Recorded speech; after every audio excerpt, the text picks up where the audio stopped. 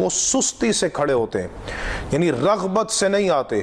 کاش کہ معلوم ہو جائے بندے کو کہ وہ نماز کے ذریعے کتنی عظیم بارگاہ میں کھڑا ہوتا ہے، تو وہ نماز کو بھاری نہیں سمجھے گا، نماز کو اپنے اوپر بوجھ نہیں سمجھے گا۔ اس لیے اللہ تبارک و تعالیٰ نے قرآن مجید میں ارشاد فرمایا وَإِنَّهَا لَكَبِيرَةٌ إِلَّا عَلَى الْخَاشِعِينَ، فرمایا نماز بے شک ضرور بھاری ہے، لیکن ان پر بھاری نہیں کہ جو رب کی بارگاہ میں خشوع کرنے والے ہیں، عاجزی کرنے والے ہیں۔ ان کے لیے نماز تو اللہ کی بہت بڑی نعمت ہے، رحمت ہے کہ بندہ خاکی کو مالک الملک کی حضوری نصیب ہو جاتی ہے۔ پھر فرمایا اقیموا الصلاۃ ولا تکونوا من المشرکین، فرمایا تم نماز قائم کرو اور شرک کرنے والوں میں سے نہ ہو جاؤ۔